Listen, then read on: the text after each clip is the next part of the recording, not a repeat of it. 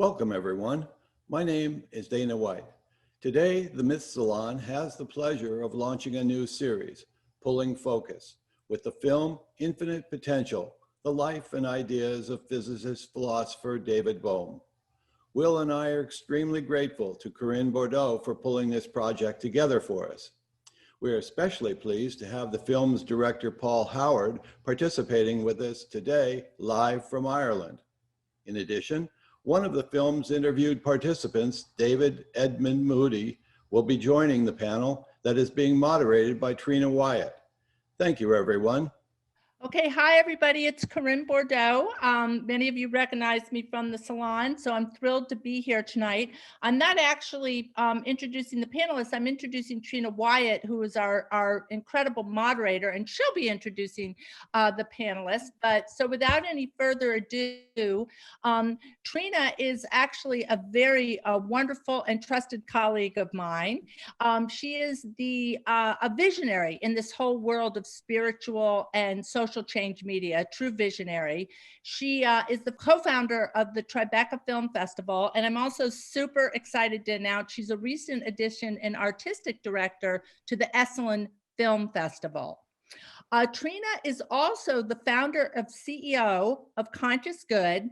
It's a community-driven media platform where entertainment fuels personal growth and collective transformation. If you have a chance, she has extraordinary content. It is just fantastic. And you can sign up for Conscious Good streaming channel, See Good TV on Amazon, Apple. It's currently free and without advertising, and it's just a delightful platform. And also joining us on the panel tonight is another familiar face, Will Lin, PhD myth from Pacifica, and also teaches and co-chairs at the Hussein College on mythology. Without any further ado, I'm going to have Tayria go ahead and introduce the panel. We'll start with some Q&A, and we'll, of course, welcome questions from the audience as well. And thanks so much for joining. Well, thank you, Corrine, for that wonderful introduction. And thank you, Dana and Will, for having me join you this evening for this wonderful event. It's a tremendous honor. So I'm very excited to introduce our panelists. First, it is such a privilege to introduce David Edmund Moody, who is the author of Krishnamurti in America, New Perspectives on the Man and His Message. David previously wrote An Uncommon Collaboration, David Bohm and Krishnamurti, which examines the whole scope of the relationship between the two men, including their many dialogues and personal interactions. Moody is the former director of the Oak Grove School, which was founded by Krishnamurti, and elementary and secondary school in Ojai, California. So welcome, David. Thank you so much. And you should mention that your own children are now attending the Oak Grove School. Yes, absolutely. And we couldn't be happier that our kids are there. It's really an amazing institution. So thank you for your work there. And next, I'd like to introduce Tayria Ward, who has a PhD in depth psychology from Pacifica. Nearly 30 years ago, Tayria trained with the Dialogus Foundation, which is out of MIT, learning the theories, method, and practice of the dialogue technique developed by Bohm. For many years, Tayria taught this method to groups and organizations around the world. She has worked as a minister, and she is the founder of Bridging Worlds Mountain Retreat Center. So welcome, Tayria. Thank you so much, Tayria. Thank you. It's just a delight to be here with all of you. Okay, next I'm going to introduce, well, Corrine doesn't really need an introduction, but I will anyway. My esteemed colleague and dear friend, Corrine Bourdeau, is the president and founder of 360 Degree Communications, which is a leading entertainment marketing firm. Under her leadership, 360 has worked on numerous films, including the Academy Award-winning films Free Solo, The Cove, Boyhood, The Biggest Little Farm, Infinite Potential, and many others. Corrine is also, as you know, the founder and director of the Esalen Film Festival. So thank you, Corrine. Last but not least, certainly not least, really excited to introduce all of you to the accomplished filmmaker, Paul Howard, who is the director and producer of Infinite Potential. Over the past 30 years, Paul has worked internationally across most disciplines in the film and television industries as a director, producer, and writer, covering genres such as natural history, biographies, and the arts and science. Welcome, Paul. Hi, Trina. Wonderful to see you again. And I just can't wait to get back to Ojai. So please invite me sometime. Oh, you're welcome. I have a guest room waiting for you. Well, first of all, I'd like to start out by saying thank you to Paul for making this incredible film, which is so powerful and entertaining and instructional as well. So I'd like to start off first by asking Paul, what inspired you to tell this story? Well, that's a great question. And first of all, I'd just like to say that the film has amazed me too. You know, just in the way that people have responded to it. Lots of people have told me that they've viewed the film numerous times and that they actually feel after the first time they see it, that they want to see it again, you know. And one of the things as a filmmaker that I always like in films I make is not to tie everything up nicely at the end. I always like to leave people with a kind of a sense of mystery about things. Now, just to answer your question, what was it that inspired me? Well, I may have told this story to you before, but you know, ever since I was very young, I always had a very deep intuitive sense that there was something underlying the reality, our normal everyday manifest reality of three-dimensional space and time. And actually that came out of my early interest in cinema, because every time I used to go into a theater and the lights would go down and the projector would run and you'd be totally immersed in another reality, a two-dimensional reality up on the screen. And I always found it a very, very strange feeling when the lights came back on and you drift out back on into the street, and this sense that you are coming from a two-dimensional world back into a three-dimensional world. And I had this idea from a very early age that maybe the world we live in, our manifest reality, is a kind of a projection from another world. So my interest, if you like, in the deeper order, Bohm calls it the quantum implicate order, I think I had a very deep intuition that there was something beyond our everyday world. So I had a very accidental meeting, but in some ways I kind of say not accidental. I think I was somehow pushed. I think it was the quantum potential that was pushing me towards this meeting that I had with David Peat in Italy. I was just strolled into this little village one day and he was sitting in a cafe bar, completely empty. And I went to order a cappuccino. He noticed my Irish accent and he came over to help me because he knew my Italian wasn't very good. And then I noticed his Liverpudlian accent. So we were almost neighbors, you know, because a lot of Irish people went to Liverpool. So it was only much later that I learned that David Peat was an associate of David Bohm, David Peat himself being a quantum physicist. And when he learned I was a filmmaker, he started to talk to me about David Bohm. Now, I was very, very attracted initially to the philosophical aspects of David Bohm. You know, the concepts of wholeness and interconnectivity.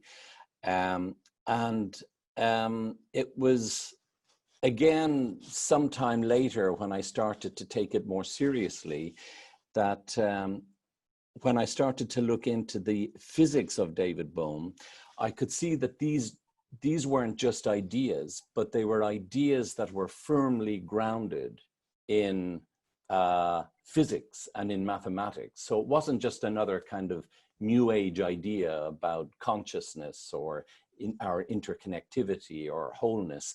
They were ideas that were deeply rooted in physics.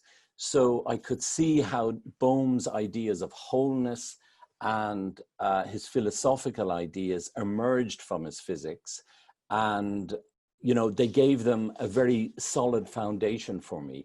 So I felt I was on solid ground here, and I think then that the philosophical ideas that I was attracted to became a much more kind of worthy exercise to explore for me as a filmmaker. Beautiful, beautiful. Thank you, Paul. Well, I want to ask Corrine, since we're speaking about the film in particular, you've been the brain trust behind the marketing of this film to a broad audience. What were some of the challenges that you faced in marketing this film? Well, thanks, Trina. And there has been a team. I have to tell you, it is an extraordinary team effort.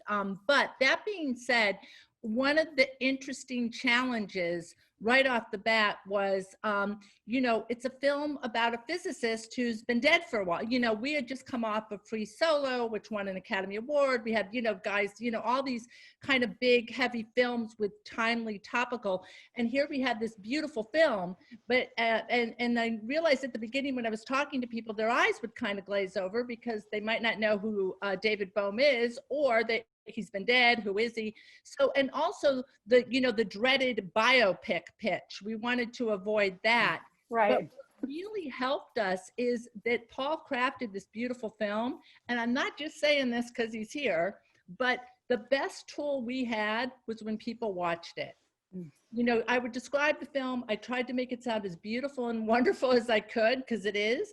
But when people watched it, that's what changed everything. We had somebody up at Esalen that saw it, Ira Israel, and he called me the following day and said, every single person needs to see this film. And I said, great, great, come on board. And that's the kind of grassroots effort it truly was. Because, and I can say this now because it's been a huge success and people are loving it, but it could have fallen into the dry bio doc. Oh, that's just a doc about a physicist. So that was our challenge, and it was quite frankly solved by if people saw the film. I don't think I had one, it's the first time I can say I've worked on a film ever where I have not had one negative feedback. Amazing. Yeah. That is amazing. And it's true. And so no negative responses, but kind of just because this is such a unique film, and I'm sure it didn't hurt that you had, His Holiness the Dalai Lama saying Bohm was his, physicist, and obviously his relationship with Krishnamurti. But what, as you have been working on this film, what sort of changes have occurred that you've noticed as more people are seeing it? Well, that's actually a great question, and it never hurts to have the Dalai Lama in a film or supporting a film, and we did one of our first events. But I think for me, the most interesting change has been that, as Paul was mentioning earlier, people have seen this film 2, 3, 4 times. And that for me, one of the biggest changes and what I felt really helped the campaign is people had that fervent. Ira Israel wrote in his article, "This is the most important film ever made." That was the first sentence of his article. I said, good. If people have that kind of fervent, people must see this film, and they were sharing it. So that to me is the biggest change, because people are changed when they see the film. Yes. The film is so stunningly beautiful. It's a game changer. It's a life changer for people to see it. So you really don't have to do, I worked on the Cove, and we did a whole big thing about saving the dolphins and all that social action. There was really no social action here. It was watch this incredible film and then share it. Yes. So that's what happened. And we're lucky to say, it just took off. It took off beyond anyone's wildest belief. Absolutely. And there was some surprises in the narrative of the film in terms of sort of some of the challenges Bohm had faced in his lifetime that I felt were universal, that we could all relate to. So as somebody who's, scared of physics, I didn't even take a course in school, to it was so approachable, and Bohm really was a very accessible and relatable for his journey. So thank you, Corrine. I want to talk to David. I want to ask David a question because to me, it's just absolutely remarkable that you were able to spend time in the presence of Krishnamurti and David Bohm, which I'm sure so many of us are quite envious of you for that ability. So I want to be able to talk to you uniquely about their theories and some of their dialogue. In some opinions, or I've read and heard, that Bohm's greatest contribution to humanity is this theory of non-locality, the theory that thought is distributed and non-localized, just as quantum entities are. And I've heard that Krishnamurti's greatest contribution might be considered the observer is the observed, summing it up, very succinctly. Do you feel that these were their greatest contributions? Well, Krishnamurti's greatest contribution was not only that central insight about the observer and the observed, but he had a very, very comprehensive philosophy. He had a very comprehensive and detailed, you might say, vision or perception of human psychology. Krishnamurti is often thought of as a spiritual teacher or a religious figure. And there was that dimension to his work, but really the center of gravity, the primary thrust of his teaching, had to do with just ordinary, everyday human psychology, the dynamics of the way your mind works and the way my mind works, and the sort of illusions that we are all subject to, and above all, the conflicts that many of us experience, both inwardly within ourselves and conflicts with other people, conflicts between nations. These very practical, down-to-earth, daily life kinds of issues were the thrust of his philosophy. And the observed was kind of a central insight of his, but you can't really understand fully what he meant by that unless you take it in the context of the whole field of understanding of the human mind that he developed. As far as Bohm is concerned, the idea that thought is distributed, you might say. You said non-local, which is a term which really applies more to his quantum physics, actually. But it does have an applicability to his ideas about the psychological field, because yes, Bohm's one book in the field of human psychology is called Thought as a System. And one of the fundamental thrusts of that book is that, yes, thought, the thinking process, it's not like just I have my thoughts and you have your thoughts and they're just in our own private domain. But he said thought is a system. Thought flows between and among individuals. He said culture is a matter of what he called shared meaning. And culture breaks down when we don't have a shared meaning in common, as is very conspicuous in today's modern world, which is so highly polarized. And so the sharing of thought was, again, it was one feature of Bohm's understanding of human psychology, but he too, like Krishnamurti, had a very, very comprehensive and very well-developed view of ordinary human psychology, not the kind of thing that you would think of as religious or spiritual necessarily, but just down-to-earth dynamics of our minds as we live in our present life. Yes, absolutely. I think it's so remarkable that, both of these gentlemen had such an understanding of psychology, and yet they weren't scholars per se in the area of psychology, right? Unlike Tayria, who is, a doctor of psychology. And so I'm so eager to get your viewpoint. So Tayria, I understand that you developed a college course called The Physics of Thought and is based on Bohm's theories. Can you share your experiences in teaching this course? Oh, I would love to. I'm so glad about what David was saying about Bohm's book, the Thought as a System, and Right. then book on dialogue. These were the textbooks in the course that I taught. Great. Yes, and it was quite a privilege to teach it, and I have to give due honor to Dana White, who was the person who saw that I was teaching this in a variety of organizations, and he called me up. He was an administrator at the Art Institute of Los Angeles, and he said, I think that we could teach this under the auspices of critical thinking.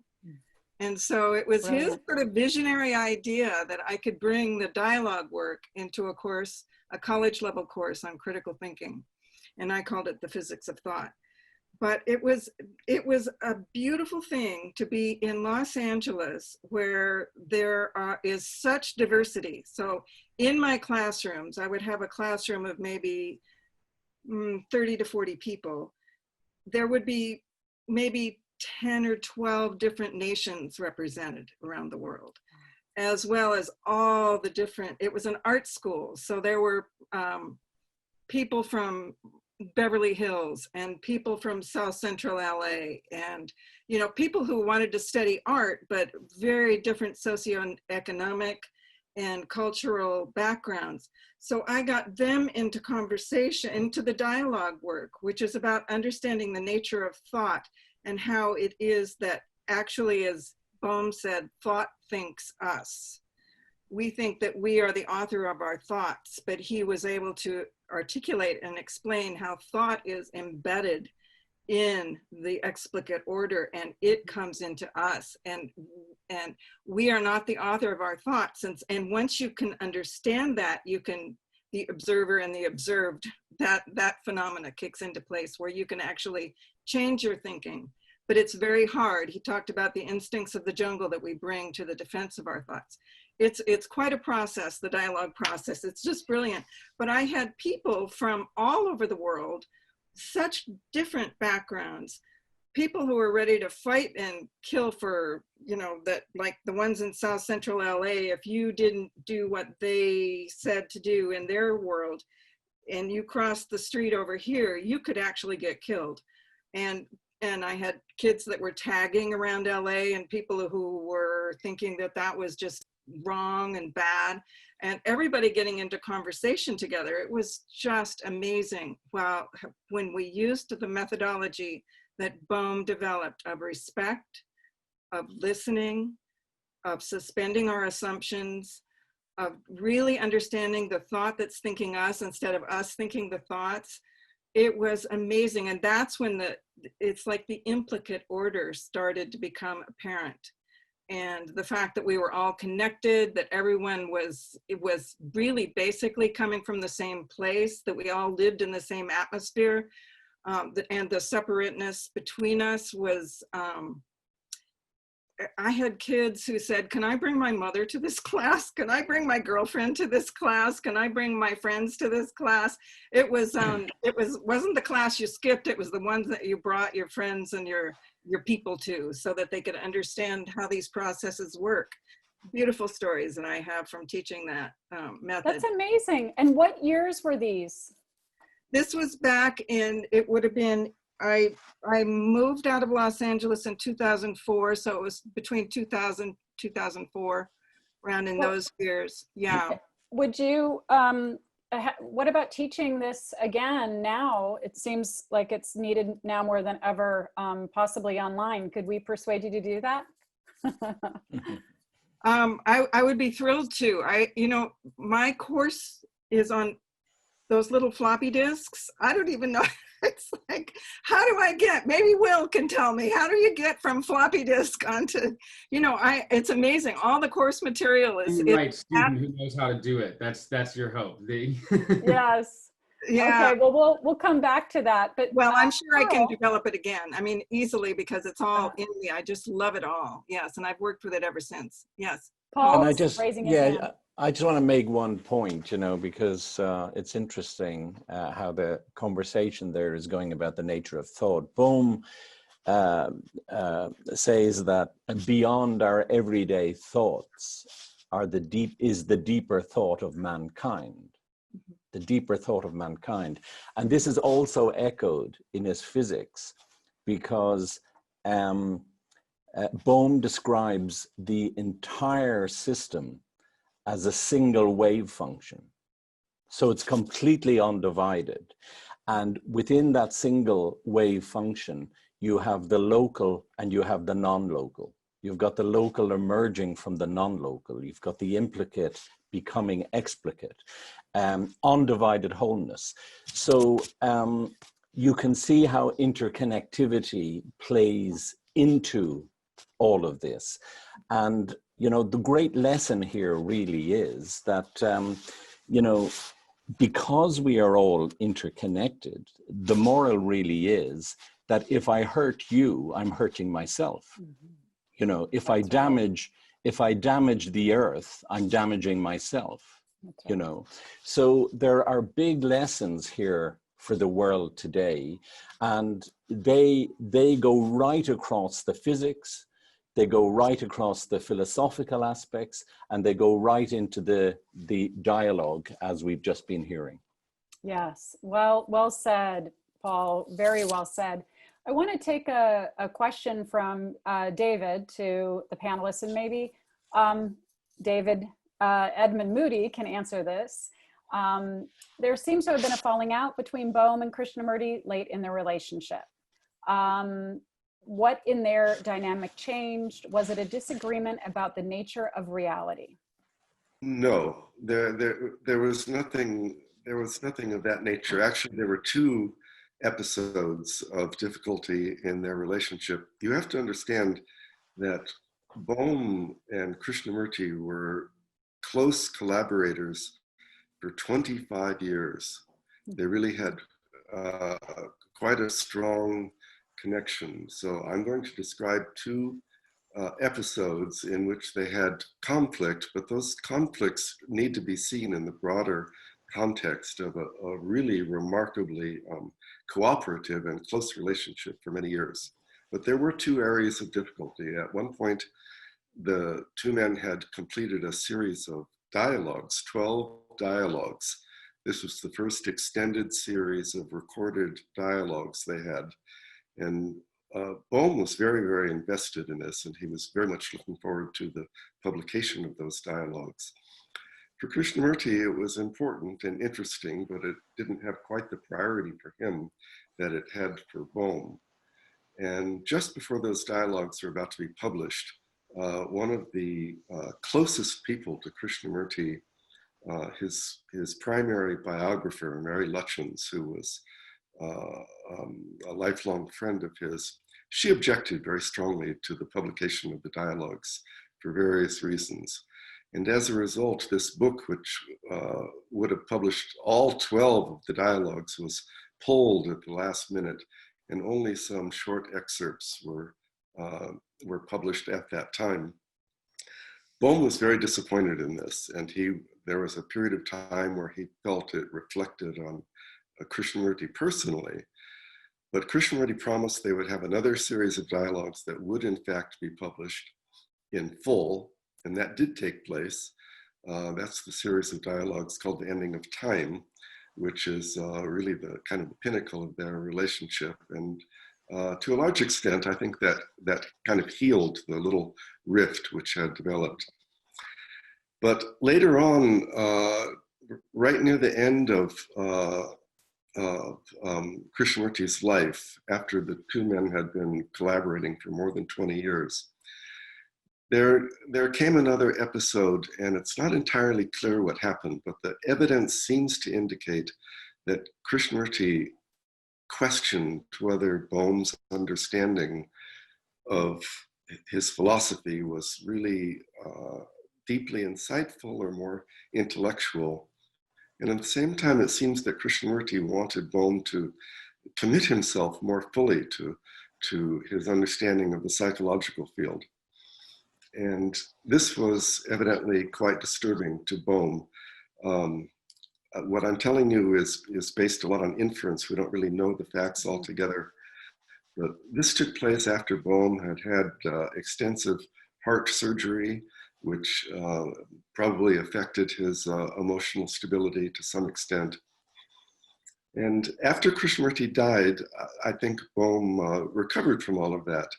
In my book, An Uncommon Collaboration, there's an appendix where I interviewed Bohm and discussed with him the whole scope of his feeling about Krishnamurti, the quality of their relationship, how he assessed Krishnamurti's role in the world. And in that dialogue, you see no trace of any of this discord, which did crop up on a couple of occasions.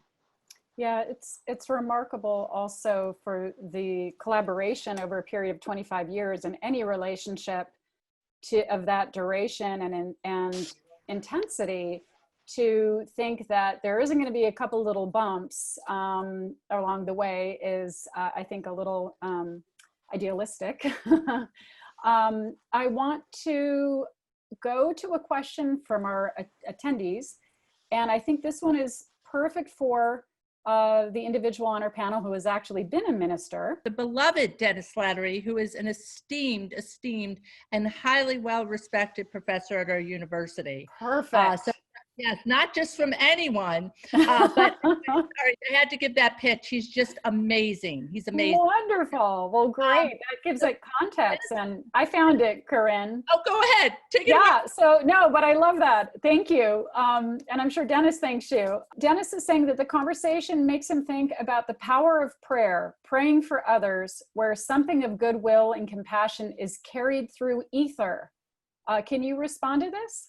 Where something of the prayer energy is carried through ether. Now Dennis is on. Does he want to say more about this? I mean, I'm confused. I'm happy to go with this, but if Dennis wants to, he may have more to say. Well, just thank you, Tayria. I'm still working on your name. You were a student of mine many years ago, and I loved every minute of you being in the classroom. And the beloved and esteemed part is very true. Thank you.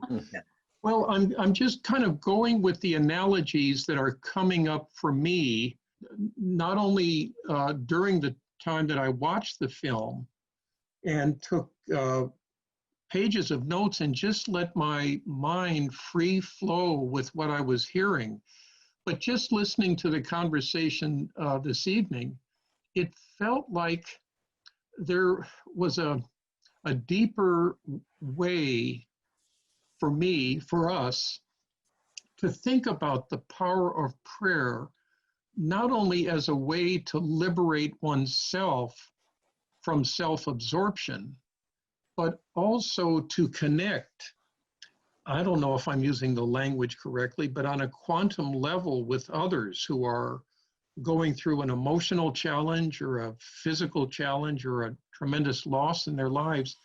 And I just thought I would put that out and see if any of you would like to further that or offer any response that comes to you. Thank you. So I'll be glad to take that and then see what anybody else has to say. But it reminds me of what Bohm does say about thought being something that is actually in our matter, that thought goes out and it affects the brain. It comes in and it affects even the chemistry in our brain. So my thought is, based on what Dennis is articulating there, is that prayer certainly would go out in this kind of field of the way thought affects us, and that it would have an effect, that it could have an observable something that comes from the implicate order into the explicate order through the power of our thinking, and certainly with the heart energy that goes with prayer, and whatever else is involved in the energy that goes out in prayer form. So I think Bohm's ideas about thought would say that that prayer would have that impact in the explicate order. Beautiful. Anyone else would like to comment on that? Well, you know, Bohm, he does talk about deeply conditioned thought and prejudice as actually being trapped in the body itself, that it becomes part of our individual pain bodies, and it becomes part of a collective pain body, which is basically what we inherit from the time we actually come into the world, from our parents, from the communities, from perhaps years of oppression or wars or global conflicts. So there's an individual kind of pain body. There is a collective pain body which operates at a community, national and global level. And part of the dialogue experience is to actually unlock that, to become aware of your thoughts. In the same way that you can close your eyes and you become aware of where your fingers and your arms and your legs and so on are, you can actually develop the ability to actually watch your thoughts. So instead of binging out on Netflix, you can actually binge out on your own thoughts. Well said. Paul, it sounds a lot like Eckhart Tolle, and when he talks about the pain body, and I know he was in Britain at one time. It'd be interesting to know if there is some connection there between Eckhart and David Bohm.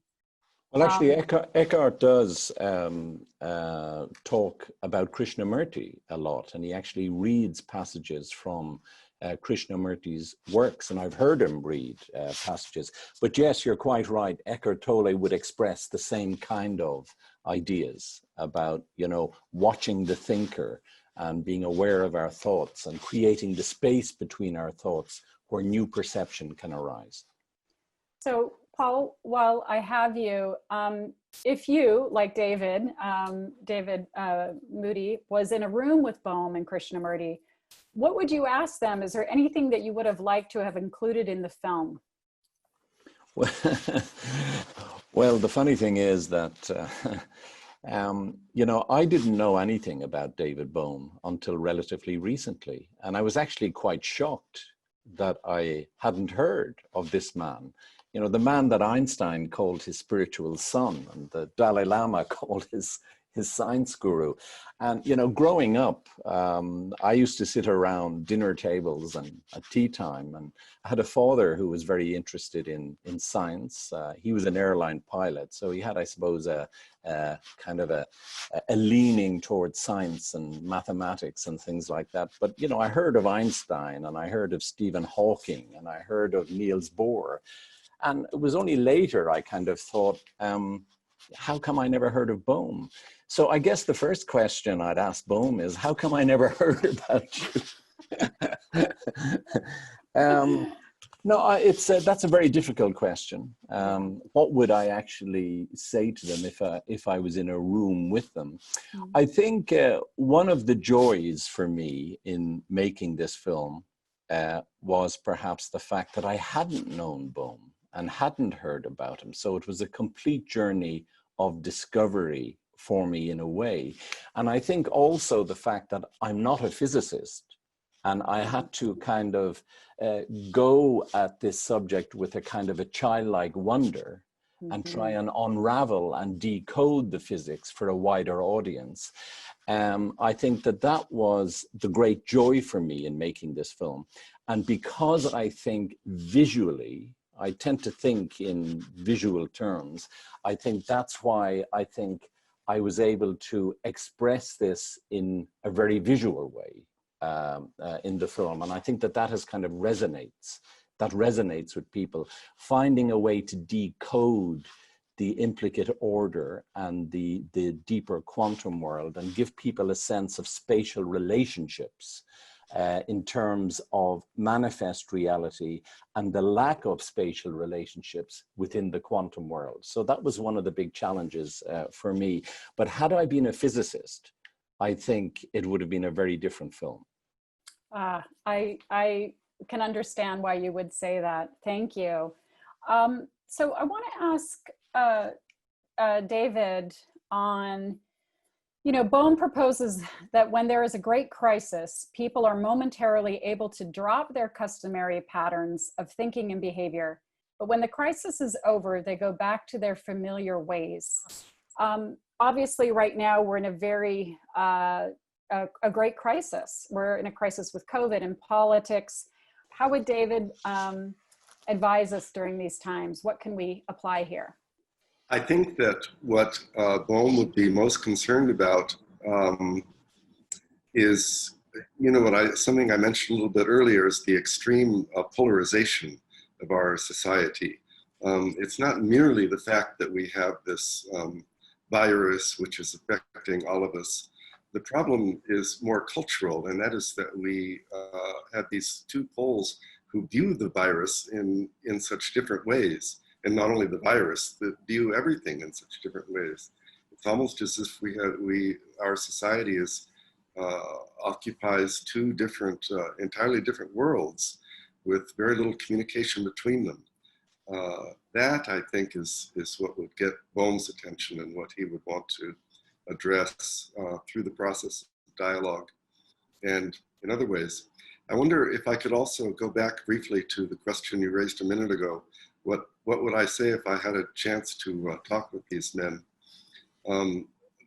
This is something which comes up in my life frequently because I spend a great deal of time with both men.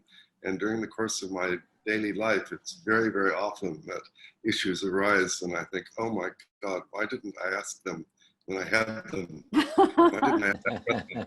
But if I had to do over again, I'm pretty sure, and I just had one chance, I would ask them both more directly than I did in real life about themselves. Because I asked Bohm many times, I said, why don't you write a book which expresses your understanding of the psychological field? As we mentioned, we have this one book, Thought as a System, but that's just the transcript of a seminar. It's it's a dialogue with a group of 50 people. And he never set out to systematically express all of his views in the psychological field as a book. And I said, many times I said to him, why don't you do that? And he would tell me, it's because my understanding is not complete yet.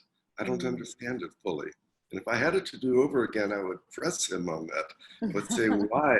What is it? Let's go into What's it. missing? What is it? Yeah, what is it you don't understand? Because when you talk about it, it sounds like you understand everything. But if you think something's missing, what is it? I had a similar conversation with Krishnamurti, but he didn't say that he didn't understand everything.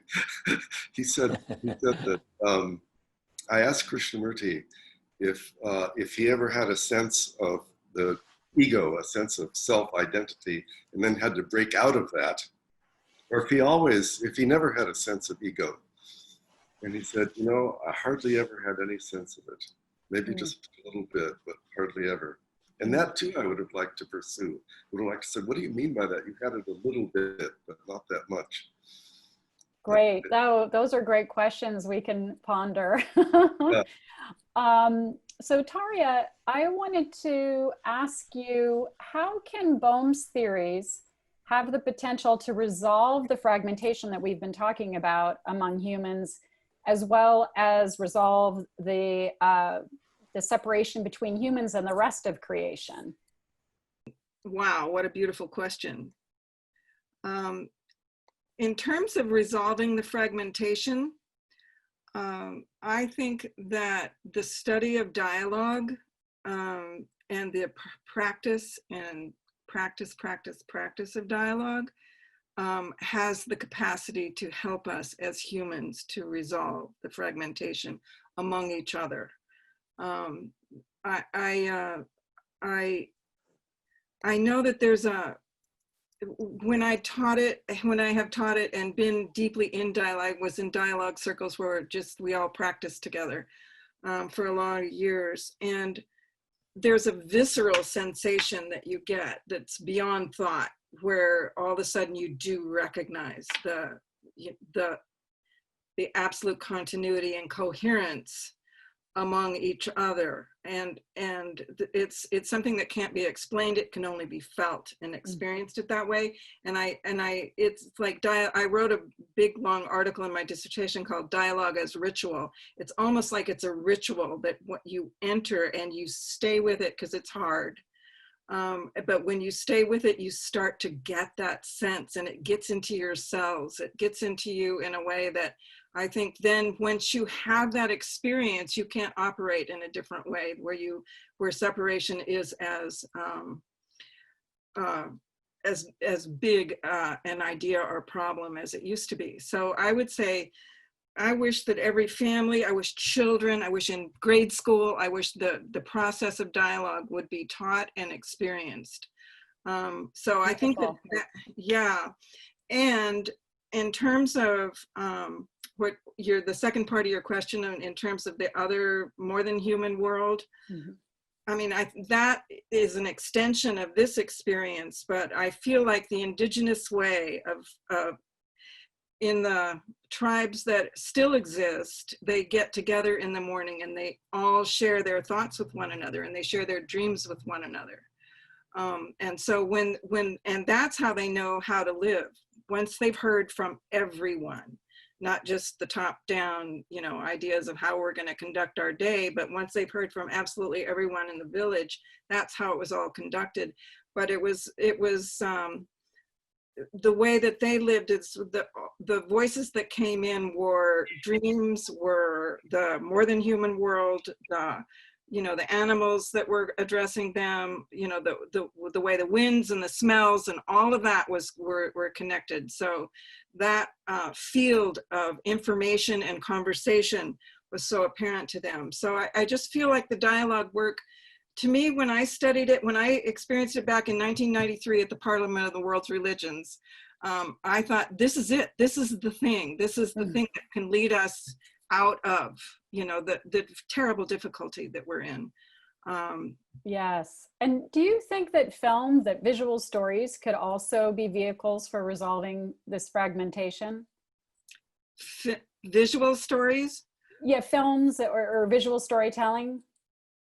Well, just exactly what Paul was saying. I loved his story. I think that might have been before everybody else was here, but he talked about, or maybe not, but about how cinema, it's like all those voices coming together certainly helped him to enter the field of coherence rather than fragmentation. So absolutely. Can I just make a point on that? I think your question, Trina, was addressing the issue of separation.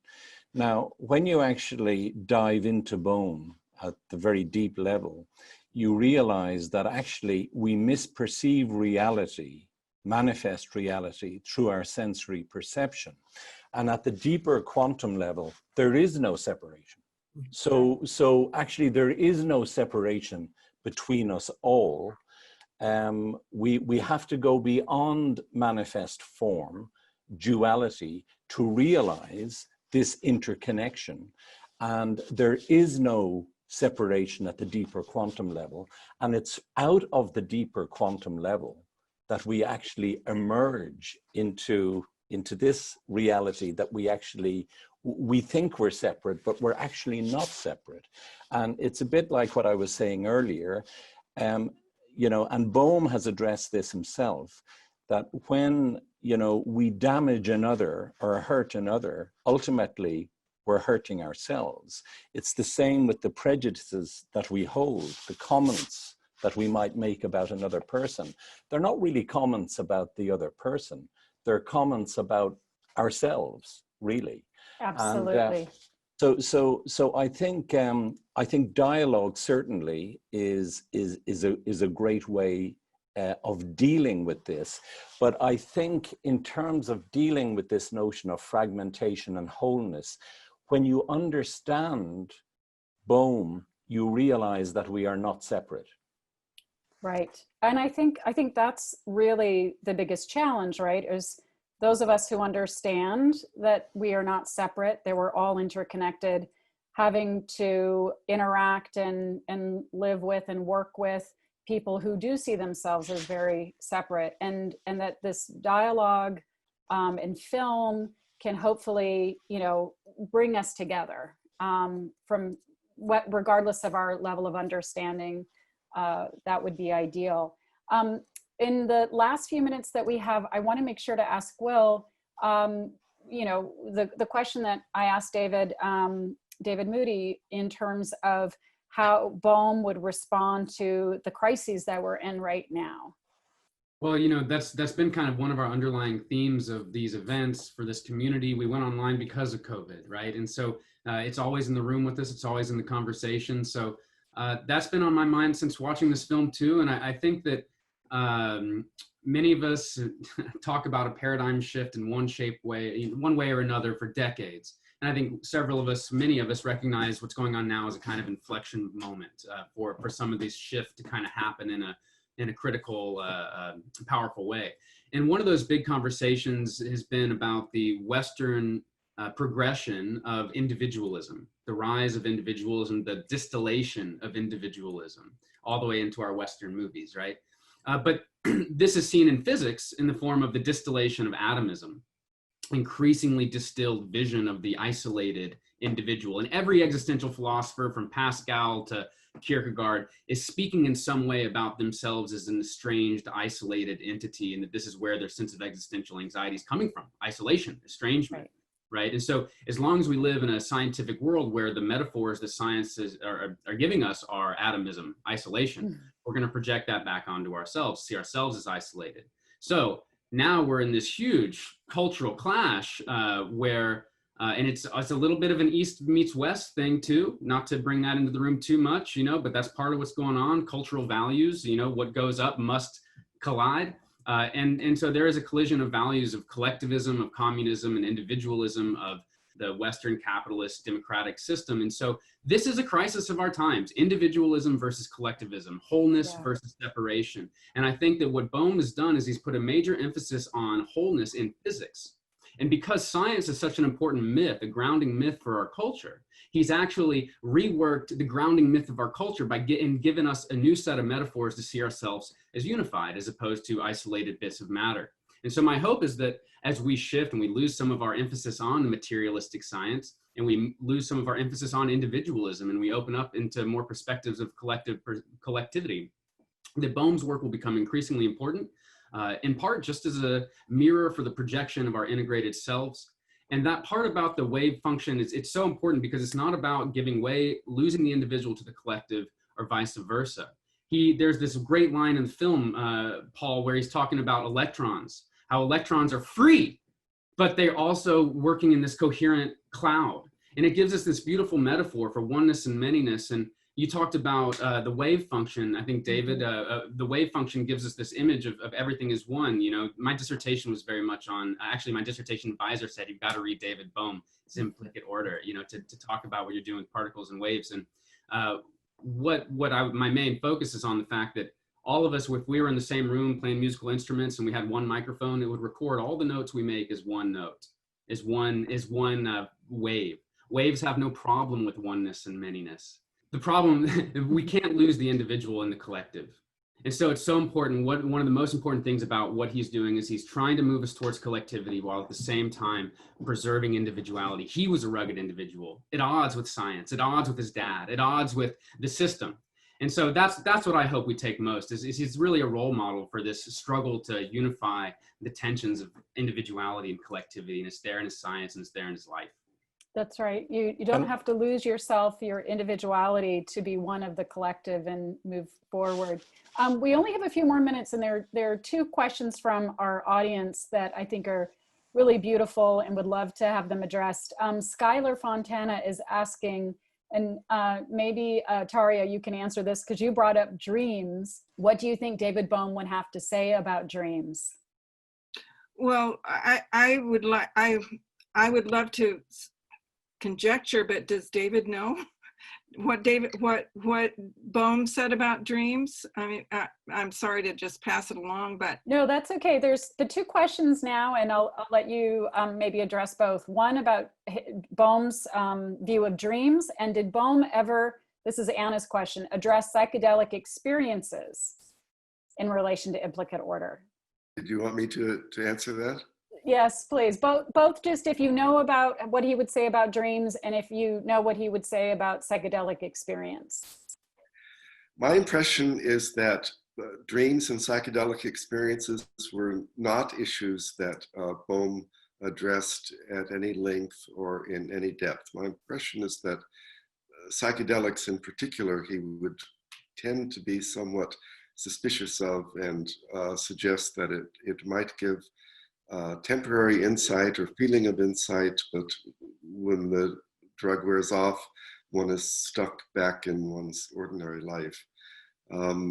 But I'm a little bit speculating here because I think these are subjects that he tended to veer away from in favor of dealing with more the actualities of everyday life was where his main attention was. Thank you, David. And Corrine, we haven't heard from you in a little while, and I know we have just a tiny bit more time. Well, that's rare to not hear from me, but I think, yes, as you know, anyone who knows me, but this might be perfect as a wrap up because I really, first of all, I want to thank Paul profusely, not only for making a beautiful film, but it's like 2 o'clock in the morning. Where he is. I mean, as though we haven't fallen in love with him enough with the beautiful film. And, I'd also want to thank everyone on the panel. David Edmund Moody has been nothing but a champion and so wonderful. And I've had so many rich conversations with him. Trina, you've done, as always, a fabulous evening. But I kind of want to leave with a thought, and that is that this is so rich. This conversation, you asked me earlier, what's this film doing? What's the difference it's making? Rich conversation after rich conversation after rich conversation. And bad pun intended, I want to keep the dialogue alive. And I'd like to think, is there maybe a way we could do a weekend around this work up at Pacifica or up at Esalen, or places where we could, have whole weekends devoted to this work. We have this amazing book by David, which I put in the chat, and I'm encouraging. We have this beautiful film. Paul has, a part 2 of the film. So I really want to encourage us to see how we could keep this alive. And I want to sneak in one last question because, Paul, you did this at the beginning, but I want everyone to hear it. Maybe as a close, you could talk about what's next for the film and how could we stay involved with your work. We want to support you. We're Pacifica. This is not a normal crowd. Okay, well, I mean, basically, one of the big challenges in making this film was what to leave out. Because Bohm, and actually, there is a longer version of this film. And I think David Moody at the end of the film, he described Bohm as a universal genius in the longer version of the film, which, people perhaps haven't seen as yet because we're going to roll it out. But he described Bohm as a universal genius in the mode of, we'll say, a Leonardo da Vinci, not so much in the mode of a Picasso who was directly focused on one area like painting. But David Bohm was interested in the whole. So anything within the whole required attention. So he was very much a universal genius. So we had a major problem in, what do we leave out of this film? So I made a decision early on that we would park dialogue for the moment and we would concentrate on the physics and the philosophical and the deep spiritual aspects that come out of Bohm's work. So we've done that, and we're now working on a companion episode which is on Bohmian dialogue. And this, in a way, will complete, as far as I'm concerned, the kind of Bohmian legacy. But the other thing I'd like to say is that, while I was making this film, there was a point in post-production where I actually forgot it was about David Bohm because I became so immersed in his ideas. So he is a vehicle for the ideas. So the ideas are what's really important. And in a sense, I don't take credit really for the film either. I'm just a vehicle for using my skills as a filmmaker to express ideas. So again, I just say I'm a vehicle for ideas. So the next thing you're going to see will be the rollout of the director's cut. And within the next week or two, we're signing a global deal for the release of the longer version of the film. So it'll go to streamers, it'll go to territorial broadcasters, and millions of people are actually going to see this work now, which is just an unbelievable honor for me that this is getting out there. And then I'll be moving on to a new project, which we're just putting together at the moment, which is very much about relational science, which is, again, it's kind of the nexus of spirituality and science, but very much from the Eastern mystical perspective, to learn about what the mystics knew for millennia, where Western science now is really only beginning to grapple with. So while the Bohm story was very much, let's say, 2/3 science, philosophy, 1/3 spiritual, the next project will be very much a spiritual project and, 1/3 kind of science. It'll all be about relational science and getting beyond the norms, very much what I postulated towards the end of the Bohm film, that we need to go beyond the old mathematics and the old physics and the old philosophical dogmas and so on, which I believe are obstacles to allowing us to access that deeper level of reality. So I'm looking at sort of doing something, a deeply relational science that takes us to a comprehension of new dimensions, way beyond our current models, towards a deeper meaning of what wholeness is all about. So in a sense, the springboard for this is Bohm, and no doubt we'll reference Bohm in it, but that's very much the next project. And we're working, beginning to sow the seeds of that right now. Exciting. We're looking forward to that. Yep. You'll have a whole new audience again. So. Well, I think it's very important to keep the continuity now, because I've been so surprised at how the audience have responded to this film, and it's amazing now that we'll be signing a distribution deal to get the film out there. So in a sense, now that I think the film has stirred a kind of an awakening in people, I think it's very important now to keep this going, keep this momentum going. And that's very much, I think as a filmmaker, this is really what I'll be doing for the rest of my life, because, and I just think it's a wonderful exploration, and I just feel so honored and privileged to be able to do it. Wonderful. Well, I'm going to say thank you to all of the panelists who joined us, and Will and Dana. Thank you so much. Thank you, Pacifica, for allowing me to be a part of it and to host this platform. Wonderful. Thank you, Trina. Thank you, Trina. You've been brilliant. Yeah. I'm going to go watch the film a third time now. Yeah, exactly. Me too. And Corrine, very, very nice to meet you, almost in person. You've been doing amazing work behind the scenes for the film, and so thank you so much, and thank you to everybody. I just feel one of the great things I think about this film, that I got to talk to people who actually knew David Bohm, and I think that really gives the film an organic quality. That most of the characters who speak about Bohm in the film knew David Bohm, and I think that really is a great strength in the film. So I just feel so privileged to have been able to do this. Well, thank you so much, and you have multiple guest houses in Ojai for the next. That's the most important thing that came out of this. That's right. We're convening in Ojai, everyone. Okay. Thank you. Thank you so much. Bye. Thank Good you all. night. Bye-bye. Thank you, everyone. Bye-bye. Thank you, everyone.